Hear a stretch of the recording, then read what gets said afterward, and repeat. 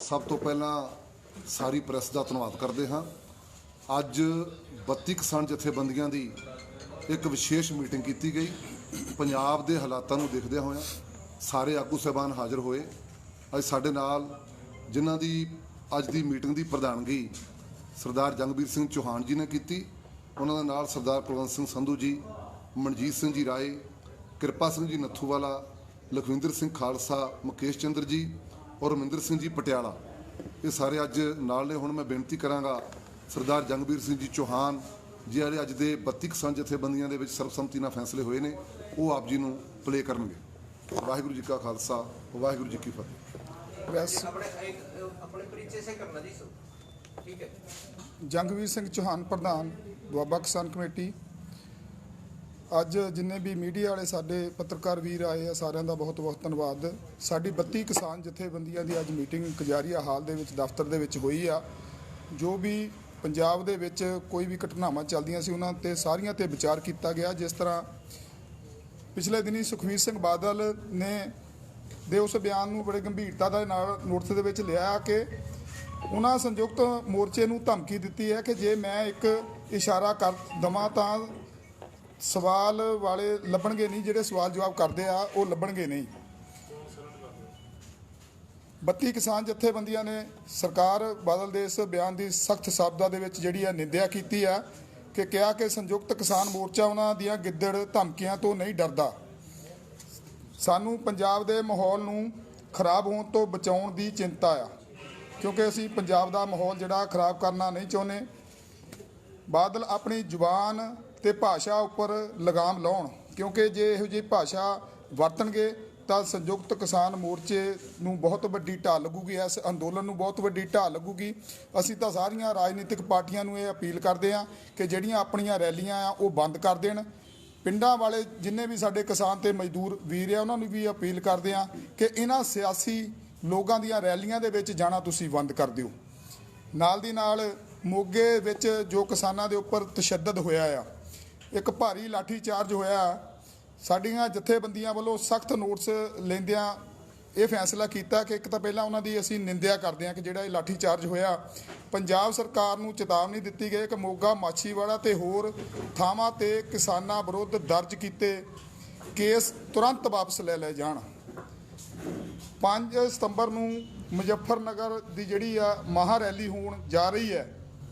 ਉਸ ਤੋਂ ਬਾਅਦ ਸਾਡੇ 32 ਕਿਸਾਨ ਜਥੇਬੰਦੀਆਂ ਦੀ ਸੰਯੁਕਤ ਕਿਸਾਨ ਮੋਰਚੇ ਦੀ ਜਿਹੜੀ ਆ ਮੀਟਿੰਗ 8 ਸਤੰਬਰ ਨੂੰ ਕੀਤੀ ਜਾਣੀ ਆ।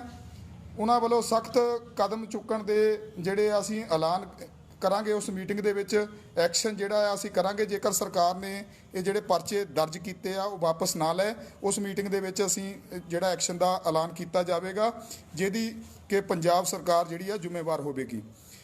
28 ਅਗਸਤ ਨੂੰ ਹਰਿਆਣੇ ਤੇ ਕਰਨਾਲ ਵਿੱਚ ਹਰਿਆਣਾ ਪੁਲਿਸ ਵੱਲੋਂ ਸ਼ਾਂਤਮਈ ਕਿਸਾਨਾਂ ਉੱਤੇ ਬੇਵਜ੍ਹਾ ਕੀਤੇ ਸਖਤ ਲਾਠੀ ਚਾਰਜ ਦੀ ਜਿਹੜੀ ਆ ਸਾਡੀਆਂ ਜਥੇਬੰਦੀਆਂ ਵੱਲੋਂ ਨਿੰਦਿਆ ਕੀਤੀ ਗਈ ਆ। ਇਹ ਫੈਸਲਾ ਵੀ ਲਿਆ ਗਿਆ ਕਿ ਹਰਿਆਣੇ ਦੇ ਕਿਸਾਨਾਂ ਨਾਲ ਹਰ ਪੱਧਰ ਤੇ ਸਾਥ ਦੇਵਾਂਗੇ। ਕਰਨਾਲ ਦੇ ਐਸਡੀਐਮ ਵੱਲੋਂ ਜਰਨਲ ਡਾਇਰ ਵਾਂਗ ਕਿਸਾਨਾਂ ਉੱਪਰ ਸਿਰ ਪਾੜਨ ਅਤੇ ਹੱਡੀਆਂ ਪਸਲੀਆਂ ਤੋੜਨ ਦੀ ਪੁਲਿਸ ਨੂੰ ਦਿੱਤੀ ਹਦਾਇਤ ਦੀ ਘੋਰ ਨਿੰਦਿਆ ਕੀਤੀ ਗਈ ਹੈ।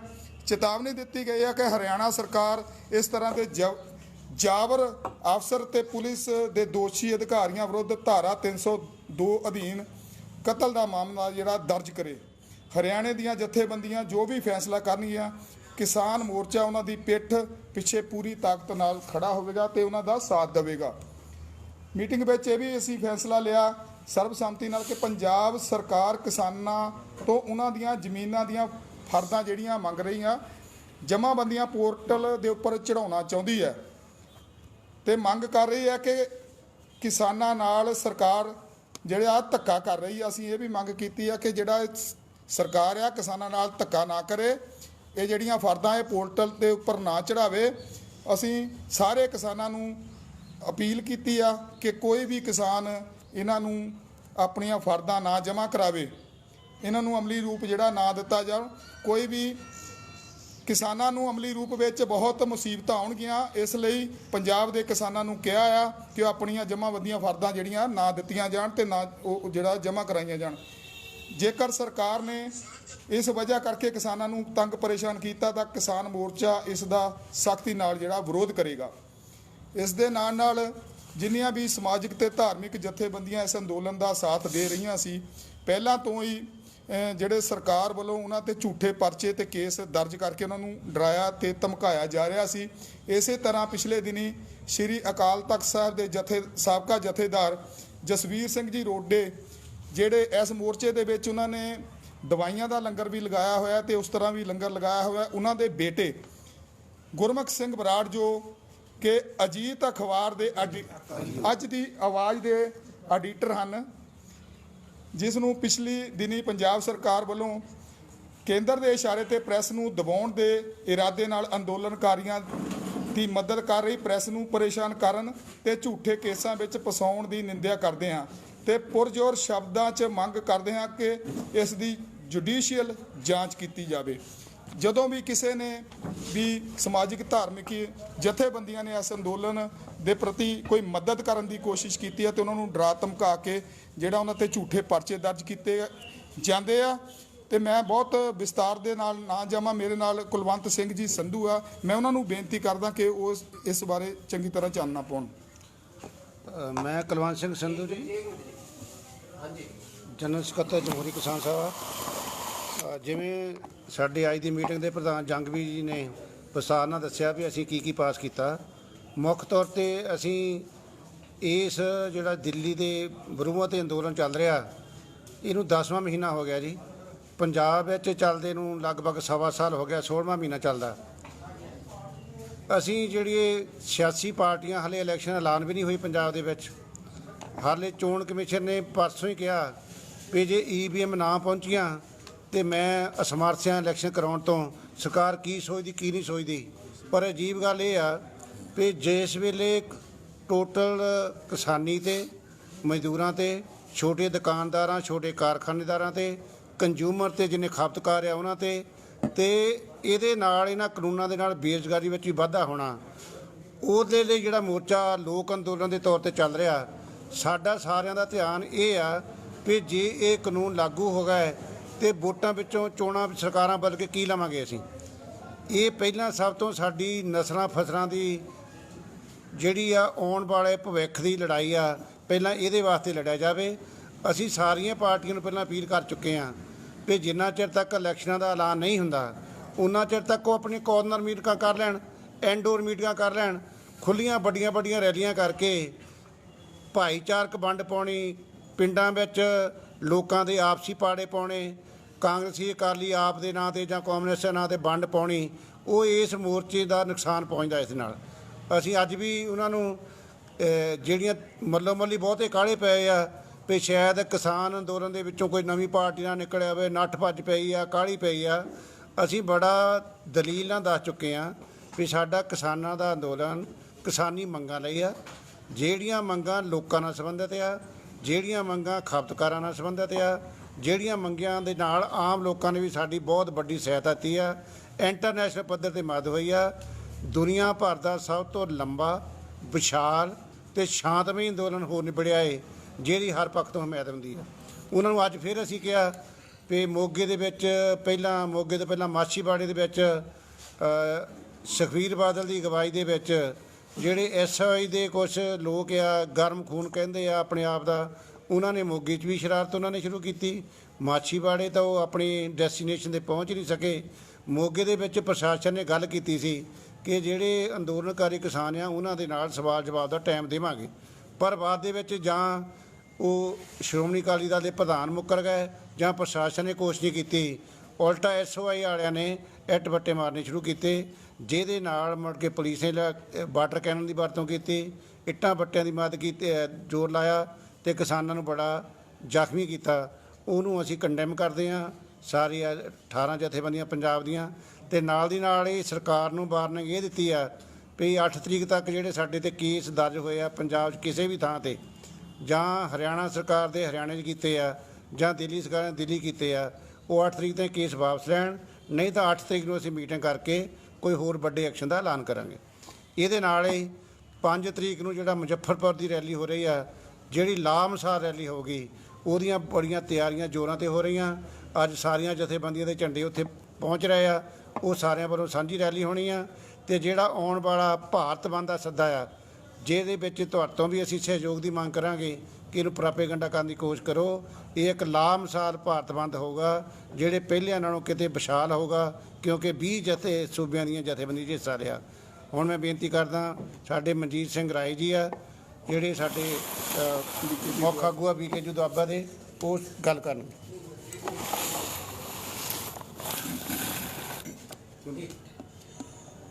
ਅੱਜ ਸਾਡੀ ਪੰਜਾਬ ਦੀਆਂ 32 ਜਥੇਬੰਦੀਆਂ ਦੀ ਮੀਟਿੰਗ ਹੋਈ ਹੈ ਔਰ ਇਸ ਮੀਟਿੰਗ ਦੇ ਵਿੱਚ ਜੋ ਸਰਦਾਰ ਸੁਖਬੀਰ ਸਿੰਘ ਬਾਦਲ ਹੋਣਾ ਨੇ ਕੱਲ ਮੋਗੇ ਵਿੱਚ ਰੈਲੀ ਰੱਖੀ ਹੋਈ ਸੀ, ਉਸ ਰੈਲੀ ਦੇ ਵਿੱਚ ਜੋ SOI ਵੱਲੋਂ ਉੱਥੇ ਕਿਸਾਨਾਂ ਦੇ ਨਾਲ ਬਦਸਲੂਕੀ ਕੀਤੀ ਔਰ ਇੱਟ-ਬੱਟੇ ਚਲਾਏ, ਉਹਦੀ ਸਖਤ ਸ਼ਬਦਾਂ 'ਚ ਨਿੰਦਾ ਕੀਤੀ ਹੈ 32 ਜਥੇਬੰਦੀਆਂ ਨੇ।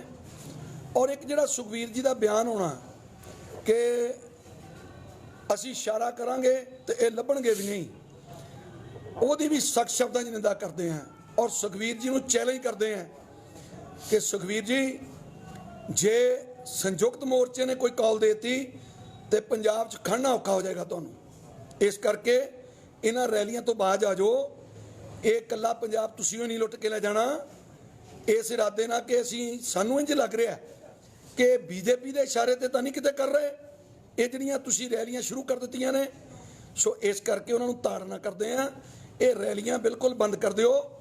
ਜਦੋਂ ਇਲੈਕਸ਼ਨ ਕਮਿਸ਼ਨ ਵੱਲੋਂ ਇਲੈਕਸ਼ਨ ਅਨਾਉਂਸ ਹੋ ਜਾਏਗੀ ਫਿਰ ਕੋਈ ਰੈਲੀਆਂ ਕਰ ਲੈਣ।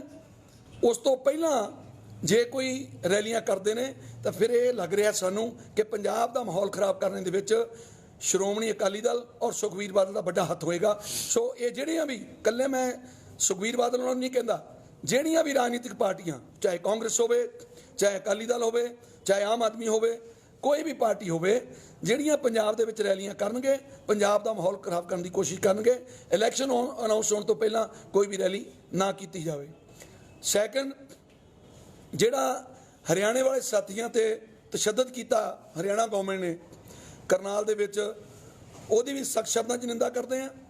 ਔਰ ਅਸੀਂ 32 ਜਥੇਬੰਦੀਆਂ ਨੇ ਮਿਲ ਕੇ ਫੈਸਲਾ ਲਿਆ ਹੈ ਕਿ ਜਦੋਂ ਸਾਡੇ ਹਰਿਆਣੇ ਵੀਰ, ਜਿਹੜੀ ਹਰਿਆਣੇ ਵਾਲੇ ਵੀਰ ਸਾਨੂੰ ਕਾਲ ਦੇਣਗੇ, ਉਸ ਕਾਲ ਦੇ ਵਿੱਚ ਅਸੀਂ ਉਹਨਾਂ ਦੇ ਨਾਲ ਬਿਲਕੁਲ ਦੀਵਾਰ ਬਣ ਕੇ ਖੜੇ ਹੋਵਾਂਗੇ। ਪੂਰੇ ਪੰਜਾਬ ਦੇ 32 ਦੇ 32 ਆਗੂਆਂ ਨੇ ਫੈਸਲਾ ਕੀਤਾ ਹੈ। ਸੋ ਅਸੀਂ ਹਰਿਆਣੇ ਵਾਲੇ ਵੀਰਾਂ ਨੂੰ ਇਹ ਵਾਰ-ਵਾਰ ਯਕੀਨ ਦਿਵਾਉਂਦੇ ਹਾਂ ਕਿ ਜੇਕਰ ਹਰਿਆਣਾ ਸਰਕਾਰ ਦੇ ਖਿਲਾਫ ਕੋਈ ਵੀ ਤੁਸੀਂ ਐਕਸ਼ਨ ਕਰੋਗੇ ਪਲਾਨ, ਤੇ ਅਸੀਂ ਉਸ ਐਕਸ਼ਨ ਦੇ ਵਿੱਚ ਮੋਹਰੇ ਹੋ ਕੇ ਤੁਹਾਡੇ ਨਾਲ ਚੱਲਾਂਗੇ। ਪੰਜਾਬ ਦੇ 32 ਜਥੇਬੰਦੀਆਂ ਨੇ ਉਹਨਾਂ ਨੇ ਫੈਸਲਾ ਲਿਆ। ਸੋ ਹੋਰ ਮੈਂ ਅੱਗੇ ਹੁਣ ਮੈਂ ਰਵਿੰਦਰ ਸਿੰਘ ਉਹਨਾਂ ਨੂੰ ਕਹਾਂਗਾ, ਰਵਿੰਦਰ ਸਿੰਘ ਜੀ ਪਟਿਆਲਾ, ਉਹ ਵੀ ਆਪਣੀ ਗੱਲ ਰੱਖਣਗੇ।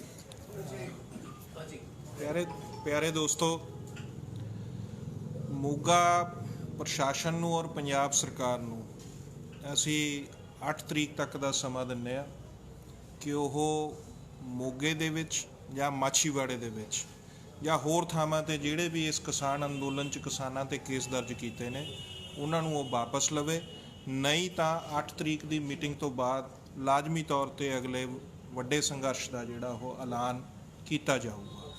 ਦੂਜੀ ਗੱਲ ਕਹਿ ਚੁੱਕੇ ਨੇ ਮੇਰੇ ਸਾਥੀ, ਸੁਖਬੀਰ ਸਿੰਘ ਬਾਦਲ ਹੁਣਾਂ ਦੀ ਭਾਸ਼ਾ ਹੈ ਜਿਹੜੀ, ਉਹ ਬੜੀ ਮਰਿਆਦਾ ਲੰਘਣ ਵਾਲੀ ਭਾਸ਼ਾ ਆ। ਔਰ ਇਸ ਤਰ੍ਹਾਂ ਦਾ ਮਾਹੌਲ ਬਣਾ ਕੇ ਪੰਜਾਬ 'ਚ ਪੋਲੀਟੀਕਲ ਪਾਰਟੀਆਂ ਜੇ ਚੋਣ ਮਾਹੌਲ ਬਣਾਉਣਗੀਆਂ ਤਾਂ ਇੱਕ ਕਿਸਮ ਨਾਲ ਉਹ ਇਸ ਅੰਦੋਲਨ ਨੂੰ, ਪੰਜਾਬੀ ਭਾਈਚਾਰੇ ਦੀ ਏਕਤਾ ਨੂੰ, ਪੰਜਾਬੀਆਂ ਦੇ ਇਸ ਇਕਜੁੱਟ ਸੰਘਰਸ਼ ਨੂੰ ਤੋੜਨ ਦੀ ਕੋਸ਼ਿਸ਼ ਕਰਨਗੀਆਂ ਔਰ ਇਹ ਕਾਰਪੋਰੇਟ ਤੇ BJP ਦੇ ਹੱਕ 'ਚ ਭੁਗਤਣਾ ਹੋਊਗਾ। ਇਸ ਕਰਕੇ ਜੇ ਤਾਂ ਬਾਦਲ ਸਾਹਿਬ ਵਾਕਈ ਸਮਝਦੇ ਨੇ, ਉਹ ਬਹੁਤ ਕਹਿੰਦੇ ਵੀ ਨੇ, ਕੱਲ੍ਹ ਵੀ ਉਹਨਾਂ ਨੇ ਕਿਹਾ ਕਿ ਅਸੀਂ ਕਿਸਾਨਾਂ ਲਈ ਬਹੁਤ ਕੁਝ ਕੀਤਾ, ਜੇ ਉਹ ਵਾਕਈ ਕਿਸਾਨਾਂ ਦੇ ਪੱਖੀ ਨੇ ਤਾਂ ਪਹਿਲਾਂ ਵੀ ਉਹਨਾਂ ਨੇ ਇਹਨਾਂ ਬਿੱਲਾਂ ਨੂੰ ਬਹੁਤ ਚੰਗਾ ਕਿਹਾ ਸੀ। ਕਿਸਾਨ ਅੰਦੋਲਨ ਨੇ ਉਹਨਾਂ ਨੂੰ ਆਪਣਾ ਸਟੈਂਡ ਠੀਕ ਕਰਨ ਲਈ ਮਜਬੂਰ ਕੀਤਾ ਔਰ ਭਾਜਪਾ ਨਾਲੋਂ ਗੱਠਜੋੜ ਤੋੜਨ ਲਈ ਮਜਬੂਰ ਕੀਤਾ। ਉਹਨਾਂ ਨੂੰ ਹੁਣ ਵੀ ਅਸੀਂ ਅਪੀਲ ਕਰਦੇ ਹਾਂ ਕਿ ਬਾਜ ਆ ਜਾਓ ਆਪਣੀ ਗੱਲ ਤੋਂ, ਨਹੀਂ ਤਾਂ ਕਿਸਾਨਾਂ ਦੇ ਨਾਲ ਜਿਹੜਾ ਵੀ ਖਾਊਗਾ ਇਸ ਮਾਮਲੇ 'ਚ ਤਾਂ ਉਹ ਅੱਜ ਭਾਜਪਾ ਦੀ ਖੇਡ ਖੇਡ ਰਿਹਾ ਹੋਊਗਾ। ਬਾਦਲ ਸਾਹਿਬ, ਭਾਜਪਾ ਦੀ ਤੇ ਕਾਰਪੋਰੇਟ ਦੀ ਖੇਡ ਖੇਡਣ ਤੋਂ ਬਚੋ ਔਰ ਇਹ ਚੋਣ ਮੁਹਿੰਮ ਤੇ ਜਿਹੜਾ ਤੁਸੀਂ ਨਿਕਲੇ ਹੋ ਇਹਨੂੰ ਲਗਾਮ ਲਾਓ। ਅਸੀਂ ਇਹ ਅਪੀਲ ਪੰਜਾਬ ਦੀਆਂ ਸਾਰੀਆਂ ਹੀ ਪੋਲੀਟੀਕਲ ਪਾਰਟੀਆਂ ਨੂੰ ਕਰਦੇ ਹਾਂ। ਉਹਦਾ 8 ਤਰੀਕ ਦੀ ਸਾਡੀ ਮੀਟਿੰਗ ਦੇ ਵਿੱਚ ਇਸ ਮਾਮਲੇ ਦੇ ਉੱਪਰ ਬਕਾਇਦਾ ਰੂਪ 'ਚ ਚਰਚਾ ਕਰਨ ਤੋਂ ਬਾਅਦ ਵਿਸਤ੍ਰਿਤ ਰੂਪ 'ਚ ਅਸੀਂ ਆਪਣੀ ਗੱਲ ਸਾਹਮਣੇ ਲੈ ਕੇ ਆਵਾਂਗੇ। ਔਰ ਜੇ ਸਰਕਾਰ ਨੇ ਕੇਸ ਵਾਪਸ ਨਾ ਲਿੱਤੇ ਤਾਂ 8 ਤੋਂ ਬਾਅਦ ਮੋਗੇ ਦੇ ਵਿੱਚ ਸੰਘਰਸ਼ ਦਾ ਅਗਲਾ ਅਖਾੜਾ ਜਿਹੜਾ ਉਹ ਮਗੂਗਾ। ਸੋ ਹੁਣ ਅੱਗੇ ਗੁਰਬਖਸ਼ ਸਿੰਘ ਜੀ ਬਹਿਰਾਮ ਕੇ ਜੀਕੇ ਜੀ ਪੰਜਾਬ ਤੋਂ।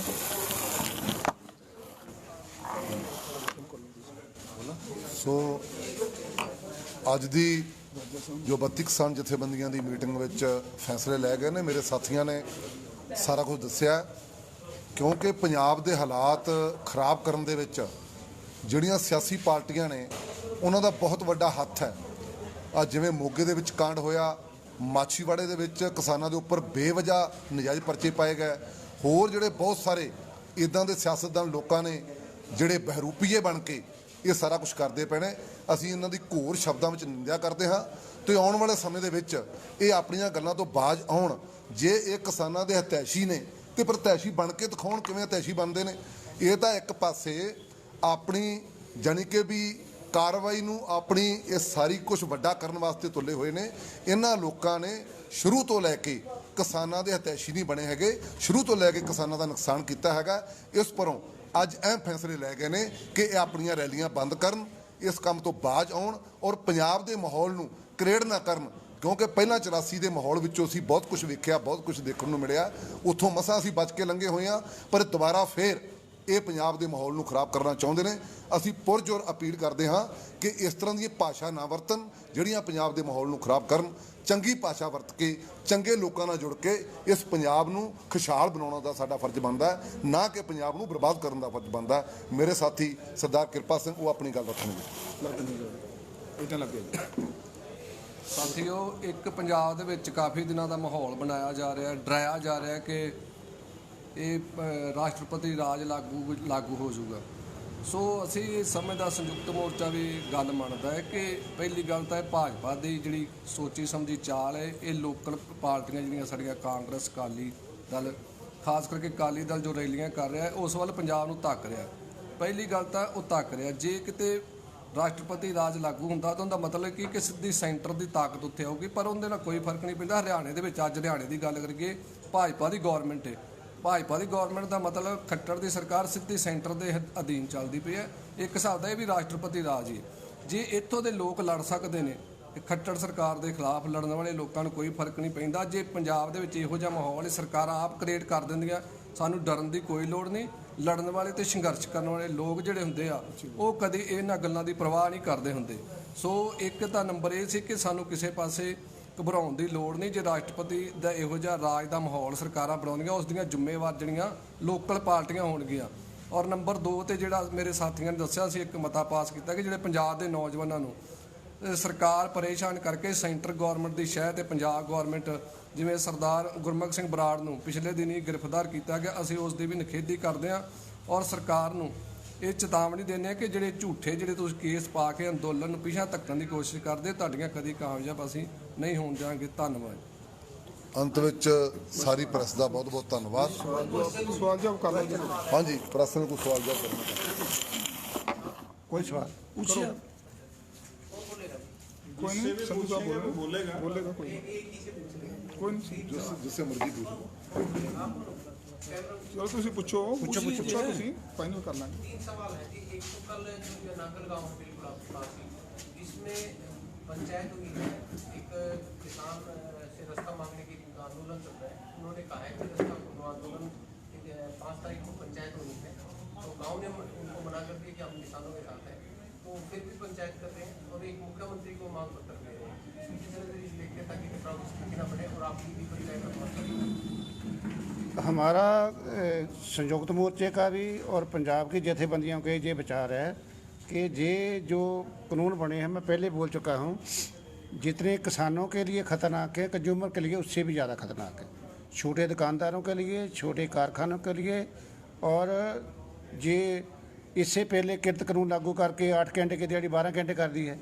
तो ये जो पंचायत कर रहे हैं, पहले भी एक बार कोशिश की गई थी इन लोगों की तरफ से कि हम मार्च करेंगे, रास्ता खाली करवाएंगे। हम उनको बेनती ये करते हैं, कोई भी एमरजेंसी सर्विस हमने कभी नहीं रोकी और रास्ता हमने नहीं रोका, रास्ता सरकार ने रोक रखा है। सरकार ने बैरिकेड लगाए हैं, वो सरकार से मांग करें कि बैरिकेड तो आपने लगाए, हमने तो लगाए नहीं हैं। और जो रश पड़ता है उनका ही प्रॉब्लम आती है। स्कूटर हम नहीं रोक रहे, कार हम नहीं रोक रहे, कोई एमरजेंसी सर्विस हम नहीं रोक रहे। किससे मांग रहे हैं वो सरकार से मांगे, हमें कोई आपत्ति नहीं है। मगर अगर कहें कि किसानों के कारण हम कोई परेशान हैं, 3 दिन जहाँ मेडिकल कैंप रखता है, हज़ारों लोग अब तक जहाँ से इलाज करा चुके हैं, फ्री इलाज चलता है, हार्ट का भी है, आई का भी है, ऑपरेशन भी फ्री करते हैं, ये एरिया के लोग ही हैं। मगर पॉलिटिकल मोटिवेटेड जो मूव है उसको तो हम बोलते हैं ठीक नहीं है। अगर उनको कोई प्रॉब्लम है हमारे साथ आएँ, बैठकर बातचीत करने को तैयार हैं। जो फोर्सफुली करेंगे हमको टिकरी बॉर्डर पर भी बहादुरगढ़ के कारखानेदार हैं जो, उन्होंने भी एक पटिशन पा रखी है कि हमें एक रास्ता पूरी का पूरा खोलो। ये किसान कोई शौक से तो बैठे नहीं हैं, आप भी जानते हो, घर बार छोड़कर बैठना, इतनी बरखा ठंड गर्मी में बैठे रहे हैं। हम लोगों के लिए बैठे हैं, अपने लिए नहीं बैठे। सरकार हमारी मांगे मान ले, हम तो आज ही जाने को तैयार हैं। सरकार हमें मजबूर कर रही है जहाँ रहने को, और सरकार जितनी जल्दी मांगे मान लेगी, आपका भी भला होगा, हमारा भी भला होगा। उनको रिक्वेस्ट है कि सरकार से जो मांगना मांगे, हम क्लैश नहीं चाहते किसी से। पंजाब ਦੇ ਵਿੱਚ कल मुख्यमंत्री आ रहे हैं जी राय विधानसभा क्षेत्र में खिलाड़ी को सम्मान देने के लिए, वही जो ग्रुप है जो रास्ता खोलो आंदोलन चला रहे हैं, वो मुख्यमंत्री को मांग पत्र देंगे कि हमारे समाधान करवाएं। हमने हरियाणा के लिए और पंजाब के लिए और सारे भारत के लिए फैसला कर रखा है कि जो तगमा जीत कर स्पोर्ट्समैन आए हैं उनको कोई ऑनर करता है, उसका विरोध हम नहीं करेंगे, क्योंकि वो हमारे भारत का मान है, हमारे लिए इतनी मेहनत कर आए हैं। मांग पत्र वो दें, हमें तो कोई इससे आपत्ति नहीं, कोई आपत्ति नहीं है अगर वो किसी को एक मांग पत्र देने से कोई आपत्ति नहीं है। हम लोग आंदोलन करने के लिए बैठे हैं, आंदोलन हमारी मजबूरी है, ये बात पहले भी हुई है, आंदोलन हमारी मजबूरी है। वो लोग अगर इस तरह की कोई मांग करना चाहते हैं वो करें, लेकिन उनको हम मशवरा देना चाहते हैं कि सरकार से ये मांग करें कि किसानों की मांगे माने, उनसे बातचीत करें और इस मसले का हल निकालें। ये चाहते हैं हम लोग। गांव के, आपने ही कह दिया कि गांव के लोगों ने उनको मना कर दिया, तो अब वो कौन से लोग हैं ये तो आप भी अच्छी तरह जानते हैं और हम भी समझ रहे हैं। एक पंजाब के मुख्य मंत्री साहब ਨੂੰ ਮੋਦੀ ਜੀ ਵੱਲੋਂ ਇੱਕ ਲੈਟਰ ਲਿਖਿਆ ਗਿਆ, ਲੈਟਰ ਦੇ ਵਿੱਚ ਕਿਹਾ ਗਿਆ ਵੀ ਪੰਜਾਬ ਦੇ ਜਿਹੜੇ ਟੋਲ ਪਲਾਜ਼ਾ ਨੇ ਉਹ ਖੁਲਾਏ ਜਾਣ, 850 ਕਰੋੜ ਦਾ ਜਿਹੜਾ ਵਿੱਤੀ ਘਾਟਾ ਹੋਇਆ। ਦੇਖੋ ਇਹ ਜਿਹੜੀ ਬੀਜੇਪੀ ਦੀ ਕੋਝੀ ਸਾਜ਼ਿਸ਼ ਹੈ ਕਿ ਕਿਸੇ ਤਰੀਕੇ ਨਾਲ ਟੋਲ ਖੁਲਵਾਏ ਜਾਣ, ਇਹ ਬਿਲਕੁਲ ਅਸੀਂ ਟੋਟਲ 32 ਦੀਆਂ 32 ਜਥੇਬੰਦੀਆਂ ਇਸ ਗੱਲ ਦਾ ਪ੍ਰਣ ਲੈਣੀਆਂ ਕਿ ਬਿਲਕੁਲ ਅਸੀਂ ਇਹ ਜਿਹੜੇ ਟੋਲ ਆ ਨਹੀਂ ਛੱਡਾਂਗੇ। ਇਹ ਬਿਲਕੁਲ ਕਲੀਅਰ ਕੱਟ ਹੈ ਕਿ ਸਰਕਾਰ ਜਿਹੜੀ ਹੈ ਉਹ ਜਿੰਨਾ ਚਿਰ ਸਾਡੀ ਮੰਗ ਨਹੀਂ ਮੰਨਦੀ ਉਹਨਾਂ ਚਿਰ ਬਿਲਕੁਲ ਟੋਲ ਨਹੀਂ ਛੱਡੇ ਜਾਣਗੇ। ਔਰ ਸਰਕਾਰ ਨੂੰ, ਪੰਜਾਬ ਸਰਕਾਰ ਨੂੰ ਵੀ ਤਾੜਨਾ ਕਰਦੇ ਆ, ਕਿਤੇ ਉਹਨਾਂ ਦੇ ਦਬਾਅ ਹੇਠ ਆ ਕੇ ਪੰਜਾਬ ਸਰਕਾਰ ਵੀ ਇਦਾਂ ਦੀ ਕੋਸ਼ਿਸ਼ ਨਾ ਕਰੇ, ਸੋ ਇਦਾਂ ਦਾ ਕੋਈ ਟਕਰਾਅ ਵਾਲਾ ਮਾਹੌਲ ਪੈਦਾ ਹੋਵੇ। ਪੰਜਾਬ ਸਰਕਾਰ ਨੂੰ ਚਾਹੀਦਾ ਹੈ ਕਿ ਉਲਟਾ ਨਰਿੰਦਰ ਮੋਦੀ ਨੂੰ ਉਹਦੇ ਲੈਟਰ ਦੇ ਏਵਜ ਦੇ ਵਿੱਚ ਲੈਟਰ ਭੇਜਣ ਕਿ ਤੁਸੀਂ ਕਿਸਾਨਾਂ ਦਾ ਮਸਲਾ ਜਲਦ ਤੋਂ ਜਲਦ ਤਿੰਨੋਂ ਖੇਤੀ ਕਾਨੂੰਨ ਰੱਦ ਕਰਕੇ ਇਹਨੂੰ ਖਤਮ ਕਰੋ, ਤੇ ਫਿਰ ਟੋਲ ਵੀ ਚੱਲਣਗੇ, ਫਿਰ ਸਾਰਾ ਕੁਝ ਚੱਲੂ। ਸਾਨੂੰ ਕੀ ਪ੍ਰੋਬਲਮ ਹੈ? ਪਰ ਉਹਨਾਂ ਚਿਰ ਜਿੰਨਾ ਚਿਰ ਇਹ ਕਾਰਪੋਰੇਟ ਘਰਾਣੇ ਉੱਪਰ ਹਾਵੀ ਨੇ ਬੀਜੇਪੀ ਸਰਕਾਰ ਦੇ, ਮੋਦੀ ਸਰਕਾਰ ਦੇ, ਔਰ ਉਹ ਆਪਣੇ ਫੈਸਲੇ ਲਾਗੂ ਕਰਾਉਂਦੇ ਨੇ, ਤੇ ਅਸੀਂ ਵੀ ਜਿਹੜੇ ਕਾਰਪੋਰੇਟ ਘਰਾਣੇ ਆ, ਅਸੀਂ ਵੀ ਉਹਨਾਂ ਨੂੰ ਪੰਜਾਬ ਦੇ ਵਿੱਚ ਉਹਨਾਂ ਦਾ ਕਾਰੋਬਾਰ ਬਿਲਕੁਲ ਨਹੀਂ ਚੱਲਣ ਦੇਵਾਂਗੇ, ਚਾਹੇ ਉਹ ਰਿਲਾਇੰਸ ਵਾਲੇ ਹੋਣ, ਚਾਹੇ ਉਹ ਟੋਲ ਪਲਾਜ਼ੇ ਹੋਣ, ਬਿਲਕੁਲ ਨਹੀਂ ਚੱਲਣ ਦੇਵਾਂਗੇ। ਮੋਦੀ ਸਾਹਿਬ ਉਲਟੀ ਗੰਗਾ ਵਹਾਉਂਦੇ ਨੇ, ਅਸੀਂ ਤਾਂ ਯੂਪੀ ਦੇ ਵਿੱਚ ਟੋਲ ਪਲਾਜ਼ੇ ਫ੍ਰੀ ਕਰਾਉਣ ਵਾਲੇ ਪਾਸੇ ਨੂੰ ਤੁਰਨ ਲੱਗੇ ਆ। ਹਰਿਆਣੇ ਤੇ ਪੰਜਾਬ 'ਚ ਹੈਗੇ ਨੇ ਉਲਟੀ ਗੰਗਾ ਵਹਾਣੀ ਬੰਦ ਕਰਨ। ਉਹਨਾਂ ਨੂੰ ਨੇਕ ਸਲਾਹ ਇਹ ਹੈ ਕਿ ਕਿਸਾਨਾਂ ਦੀਆਂ ਮੰਗਾਂ ਮੰਨਣ, ਬਜਾਏ ਕਿ ਚਿੱਠੀਆਂ ਦੇ ਵਿੱਚ ਟਾਈਮ ਖਰਾਬ ਕਰਨ। Thank you.